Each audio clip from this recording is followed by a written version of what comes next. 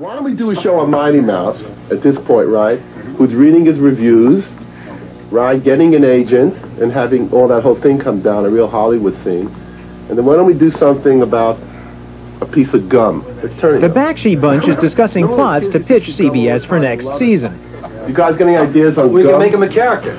Let's hear Call him about that. Billy Gumwad. He can live in somebody's mouth. He's a piece of gum. He's got legs. He's got a big smile. He runs around. And you blow it up as a piece of bubble gum, like, you know, and it bursts. And what happens to the character? What's his attitude? Screams hideously, obviously. Here you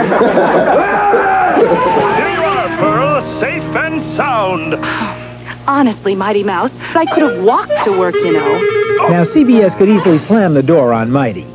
Costing $250,000 per episode to produce, the redoubtable rodent is losing money for the network. So the business tension is between CBS nursing the long-term health of a new quality product, or has been more typical of American industry in recent years, simply focusing on today's bottom line, and since it doesn't look too good, putting Mighty to sleep.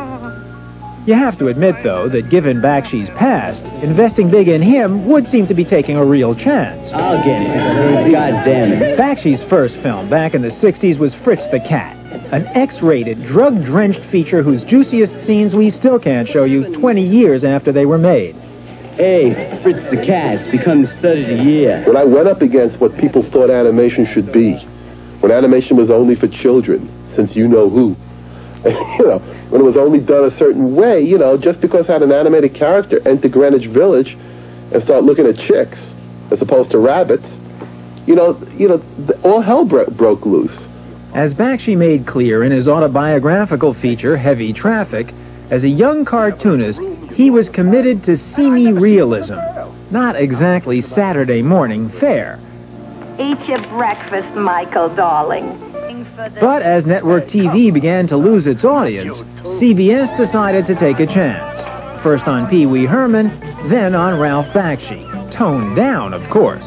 In just 3 more hours, Bakshi's studio will find out how the network feels about its investment as Season 1 comes to an end. What about Mighty Mouse becoming a star? You think that's too cliche, reading his own reviews? How do we do that? Getting agents? Scrappy's writing reviews for him that he's reading at night, you know, and he thinks everybody still loves him and everybody really hates him. He's believing his stuff, right? Yeah. What do you think? Give me your first reaction. Blah. Okay. It doesn't sound as good as Billy Gumwad, man. It really sounds like I've seen this movie. Let's just scrap Mighty Mouse next year. It's the Billy Gumwad show. What do we scrap? Kill everybody off. What makes you think we're going to be on next year? I mean, you guys are reading your reviews, right?